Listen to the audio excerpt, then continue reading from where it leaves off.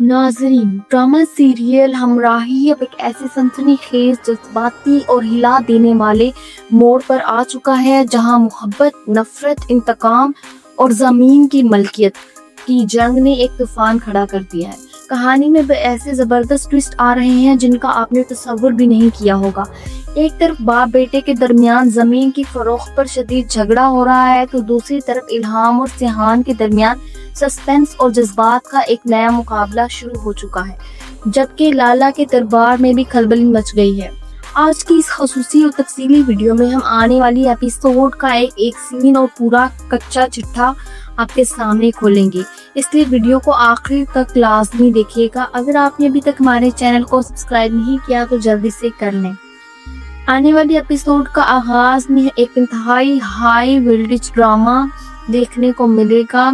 Sheehan गुस्से से तिलमिलाता हुआ अपने बाप गाजी यूसुफ के सामने खड़ा होता है और जज्बाती आवाज में कहता है, वो जमीन मैंने लाला को दे दी है। गाजी यूसुफ की ये बात सुनकर सिहान का दिल कट कर रह जाता है। वो चीखते हुए अपने बाप से सवाल करता है, वो मेरी बीवी की जमीन थी, आपने उसे कैसे बेच दिया और किससे पूछ कर बेचा?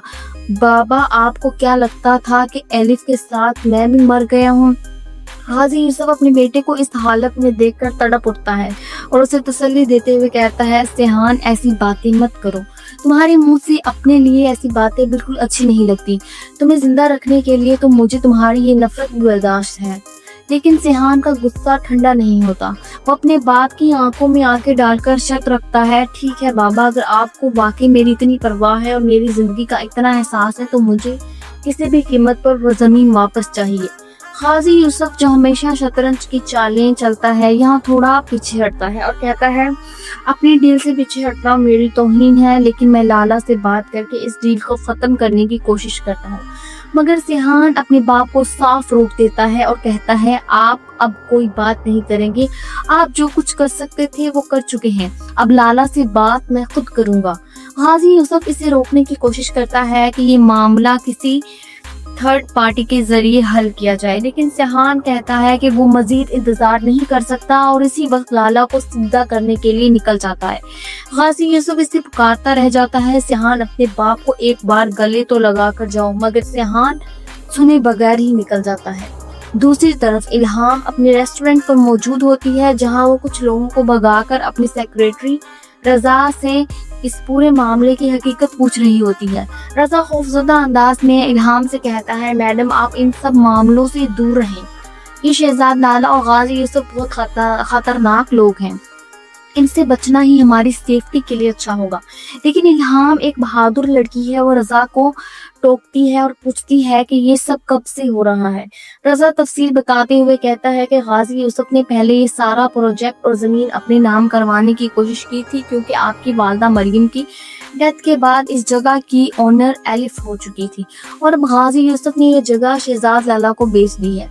इल्हाम कड़क कर कहती है, एलिफ मेरी बहन थी, वो अब इस दुनिया में नहीं रही, तो कानून के मुताबिक इस जगह की हकीकी वारिस मैं हूँ, ये मेरी मलकियत है।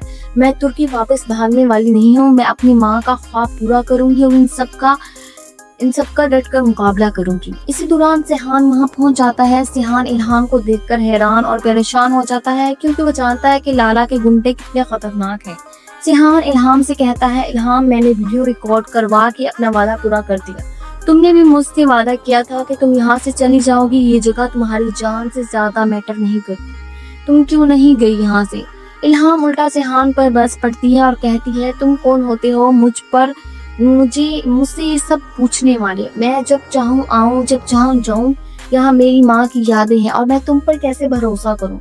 तुम भी तो उसी गाजी यूसुफ के बेटे हो।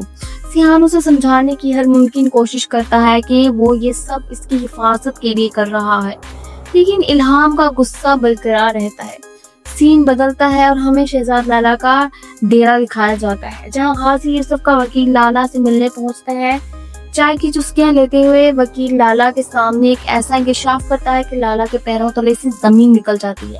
वकील कहता है, शायद लाला जो जगह आपने गाजी यूसुफ से खरीदी है, इसकी तीसरी वारिस इल्हाम पाकिस्तान आ चुकी है और वो बहुत तेज लड़की है, इसने मुझसे कानून की सारी बातें की हैं, आप उससे बच कर रहें। یہ سن کر شہزاد لالا شدید غصے اور طیش میں آ جاتا ہے۔ وہ وکیل پر چلاتے ہوئے کہتا ہے اپنی بکواس بند کرو، مریم کی تو ایک ہی بیٹی تھی، یہ دوسری اور تیسری کہاں سے آ گئی؟ لالا اپنے گنڈوں کو حکم دیتا ہے کہ مجھے اس لڑکی کی ایک ایک ڈیٹیل فوراً چاہیے۔